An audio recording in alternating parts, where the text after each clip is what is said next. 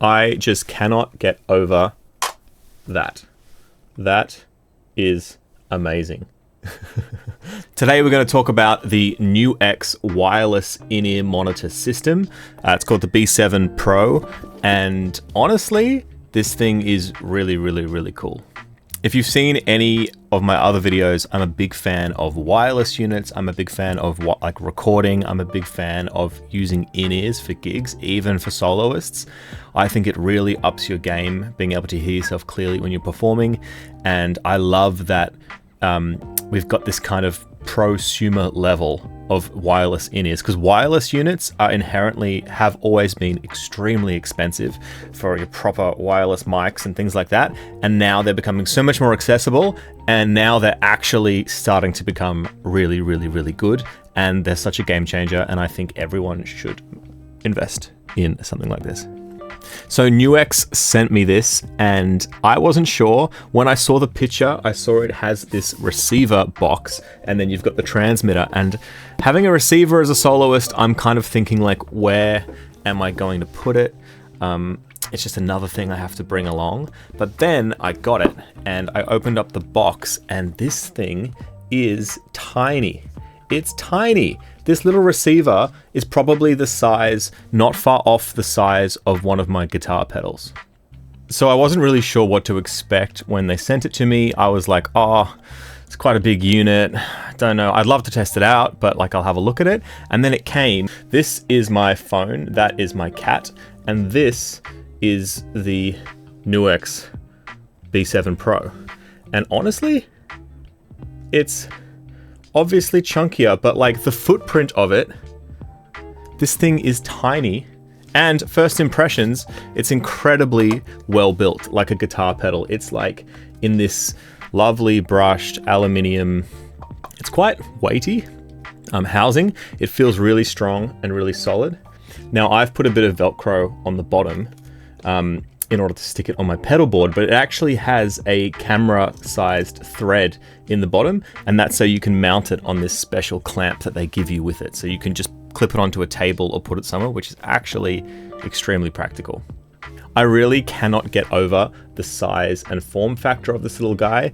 So the receiver you get with it is this little clip-on sort of belt pack, which is really small. It's plastic, but it has this metal clip, and it's got a couple of little volume control buttons on it too. And it's incredibly light, like too light. Like you wouldn't even know that this is, you wouldn't feel this clipped on your belt or your shirt. You actually, it's probably the same weight as like a little wireless Pro, but it's spread out a bit more. It's this little sort of pebble style receiver, and I really like it. It's got your headphone in the top there. It's got an extra USB-C charging port there. But the best thing about this whole unit, which I just love, is they've designed it so you've got this little soft kind of docking spot on the top, and then the receiver has these little magnets on it, and you can just, it just sort of snaps on there. On the back, it has stereo combo inputs, so it is a stereo wireless in-ear system. It also, just as a bonus, it has this aux in, so you can run more music in if you want to. It has a USB-C port. This is not for charging. This is actually for connecting to your phone or like a computer, and you can actually record from this if you wanted to. It's kind of nice to just have that option in things. I like it when they just throw stuff like that in. Also very nice, they've given you a headphone direct out on the front, so you can always run the output straight out of there as well. Now this is when this thing gets really interesting. So if I press the power button on there, this has a internal battery inside it, and you can charge this guy up, and that is now charging this guy, and this thing is not even plugged in. It's not even plugged in. Blew me away. I turned it on and I didn't even know this thing had a battery inside it. So I was very stoked to find out there's batteries in all the components of this. So this hub unit has a battery inside it, and it can charge up with the provided 9-volt power adapter, and that charges up. And then what's great about it is if you clip the dock on top, it automatically starts charging your little receiver. So the receiver is now wirelessly or magnetically charging just by docking on that magnet from this bottom base station. And that is something I've wanted, and I haven't known how to explain that that's what I've wanted. I love wireless transmitters and receivers, and I want everything to be wireless, but the problem I have is that the batteries die because they're not connected to anything. And then after I finish performing, usually I have to pack up pretty much straight away. And unless I'm carrying around a power bank in my guitar case, if I'm going from gig to gig to gig, I have to remember to take these things out of my bag and plug them in when I get home and charge them. And this thing is insanely cool because the fact that this has a power bank built into the base, it means that as soon as I pack up my bag, while this is inside my bag while I'm driving home, this little receiver is going to be charging up and it's going to be completely charged and ready for the next gig. So you've kind of got this little like power storage brick built into this that's going to charge up while I'm playing, and then while I'm driving or going to my next gig or sleeping, it's going to transfer that power into my receiver, and then I never need to worry about charging this thing up. And that is the biggest problem I've had with wireless products, is the hassle of having to plug them in and do that. And the fact that it has this lovely little magnetic dock that you can just snap it onto there, it is really, really, really cool. And I want all wireless things to have something like this, like a little charging hub. And the absolute cream on the cake is that at the back, it's got this 9-volt port right here. And it says to use their 9-volt adapter, and I recommend that, but it's 9-volt, 1 amp. I just plug this thing on my pedal board into like one of my pedal outputs, as if this thing is just like a guitar pedal. And it just charges on my pedal board and it's ready to go. And the footprint of that is pretty much the size of a guitar pedal. So this thing, the form factor has been an absolute game changer, and I don't think I'm ever going to be bringing wired in-ears ever again with this. I've just been really impressed at the quality of this for the price. I thought this was going to feel very cheap, but even the packaging felt quite premium. Inside the box, I like it when they just give you a bunch of extra stuff. One thing that's great is they've thrown in this clamp, and it's sort of like a heavy duty plastic clamp. It's got this kind of GoPro style slot that they give you a clip for, and then they give you this little adapter, and I call it kind of GoPro because it's got that GoPro kind of thing, how it connects, and then it's just got your camera thread, and that screws it onto this base, and then you can clip the little unit onto a table or your mixing board or somewhere. Okay, so one thing that we need to talk about absolutely is the specs of this thing. So I've just got the spec sheet here, and you can see it is 2.4 gigahertz. It operates at 24-bit, and then the range is up to 50 meters. 2.4 gigahertz is pretty standard with a lot of wireless things. I find it completely fine. I know if you have a lot of things around, if you're playing maybe at a festival when there's so many smartphones nearby and other Wi-Fi enabled devices and stuff, you can have some issues apparently. That's why apparently the 5 gigahertz ones are a bit better. This does something, it's called frequency hopping, which apparently is like better than regular 2.4 gigahertz stuff. So it kind of switches frequencies, and that way it gets a better lock and you get less dropouts. I have used it for the last 4 weeks, probably at about 5 to 10 performances. And I haven't had any dropouts. And I've set it to the lowest latency mode, which is the least stable mode, it says. Okay, so it's super easy to use. You just turn on this little receiver, it blinks a bit, and then there you go. When it goes green, it means it has connected. And then on the screen, you can see the input and output and things like that.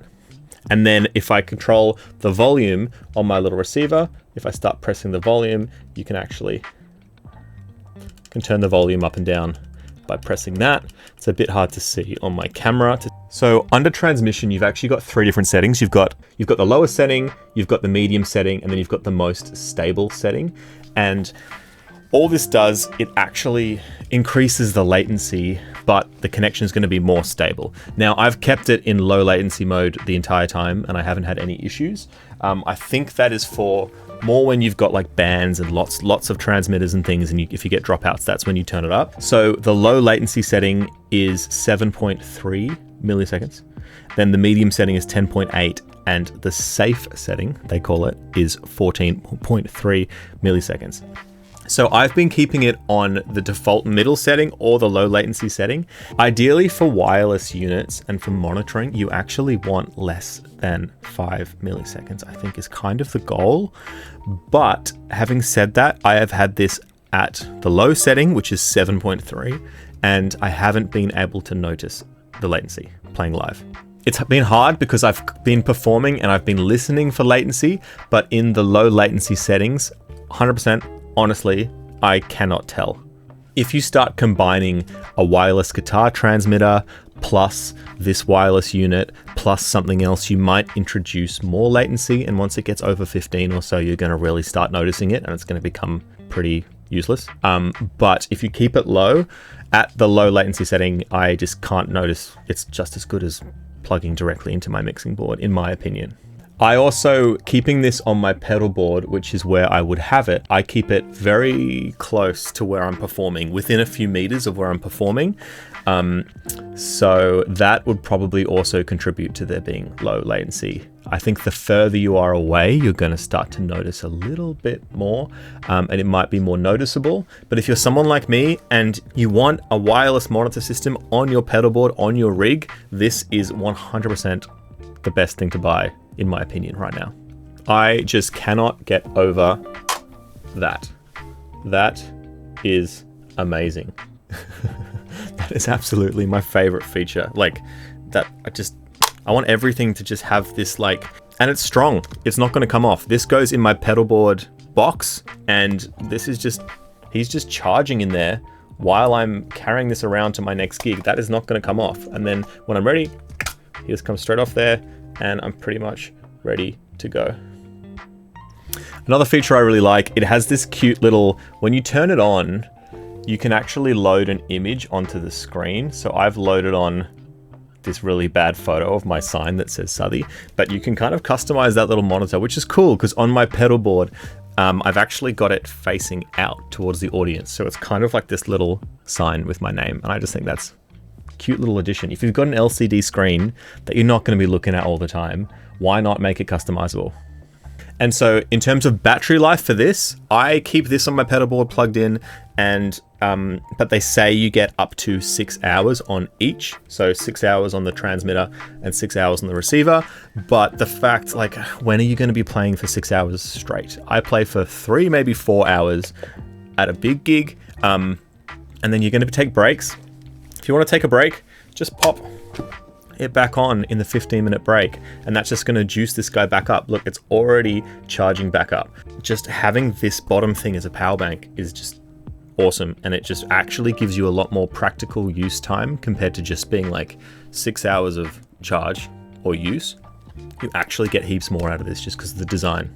There are a few other settings in this. In the menu, you can adjust the aux in level. It has a very simple sort of EQ. You can switch the phase, you can change the language, you can change the input setup from stereo to mono. So a lot of the time I'm just using mono, so I'll just put on mono, and I often just use one of my in-ears.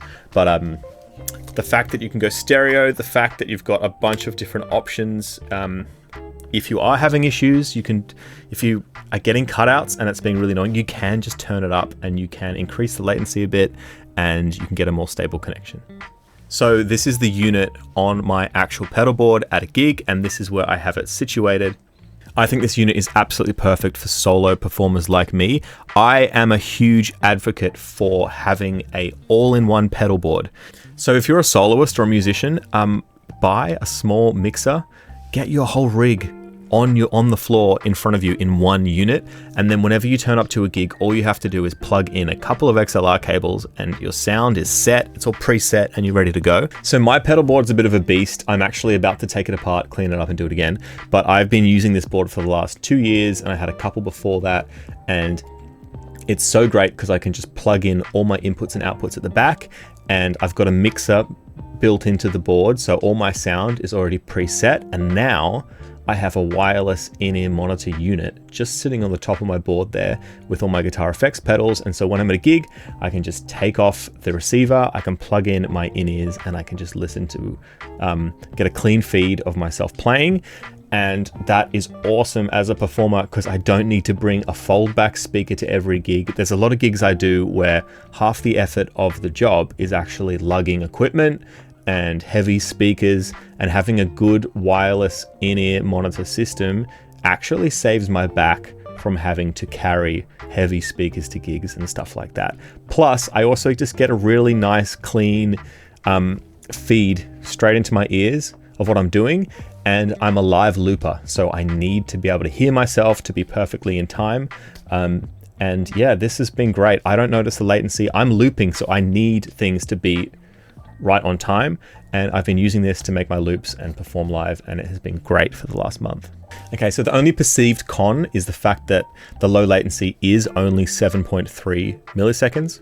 I've honestly found it to be fine. That's the only thing I've been worried about. There is one other thing that I have noticed, and that is whenever I'm playing a heavy bass sound, or if I'm stomping on my stomp pedal, sometimes I feel like I can hear a very small artifact or clip at the very start of so if I'm doing like a bass, like a dum, at the very start, there's almost like a tiny little clip sound, very, very small.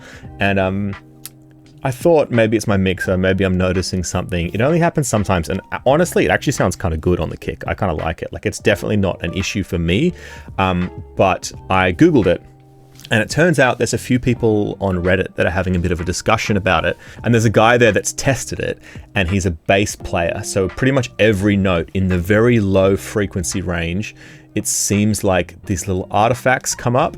And so this is the Reddit conversation. And he said he bought the system, great from the start, but he's getting this signal artifact similar to a clip or pop sound at the beginning of every note that I play on bass. Conducted some experiments with a 200 hertz sine wave in my DAW, and I have some screenshots which shows an issue with the system. So having a look here, as we can see, he's put them next to each other, and this is the input, and then he's got the output, and it's kind of got this little artifact or little clip right at the beginning, and that I think is what I was hearing. Doesn't bother me at all as I use it. I have a full mix. I play bass riffs on my pedal, I use stomp, I live loop. This thing is so practical. Honestly, that doesn't bother me at all. I'm not going to be recording out of the receiver out of this. I'm going to record straight out my mixer, so that's not going to be in the recording. I think that is a very small price to pay for how great this thing is, and hopefully this is something they can fix with software updates. So I've actually already software updated the unit, which was very easy. I just plugged it into my USB-C straight into my Mac and downloaded the software and their little installer and stuff like that. But this is a little issue that I found, and I could hear it, and it's something that's worth just saying if you're thinking of buying it. If you're maybe like a bass player, it might be a bit annoying for you. For me, I can hear everything crystal clear. It's great. It's literally just if I have a really heavy kick sound, it's very, very, very subtle. I almost was wondering if I'm just hearing things. A few other people have said they have the same issue. The music playback is brilliant, but on some bass notes, they can hear that artifact. So they're still working it out. So if NUX see this and they can check out that, that would just be something to work on. It might be something that they can just fix in a software update, and maybe look into that. By the time you're seeing this video, they might have actually fixed that up. Overall, I love seeing products come out that are just, especially this prosumer, where it's kind of like a consumer price with like a lot of professional technology in it, and the form factor and the build and the price point. I think these are coming in for like 500 Australian roughly, which is really great for what you're getting when you can buy a guitar pedal that does barely anything for $500. This is an absolute little tank of a unit, and it's going to live on my pedalboard, and I'm really, really impressed with NUX. So go check out their other stuff too. I know I'm hoping to check out a few of their other products now, because I think that is really cool, and I love wireless stuff. So yeah, I hope this video helped. I might compare it to some other units in the future. Let me know in the comments if you've got any questions or anything at all. I'll try to answer as many as I can. I really think that if you're a soloist, this is an excellent option just to monitor yourself. Once you go wireless, it is like, it changes your life. You just never want to have cables again. So I'm really excited. I want everything on my pedalboard to be completely wireless. I don't like coiling up cables. I don't like carrying cables. I just want freedom. And this thing gives me freedom. I love it. Very, very cool. NUX, thank you for sending me this. Go check them out. And yeah, let me know how you go. Thank you so much, guys. I will see you in the next video.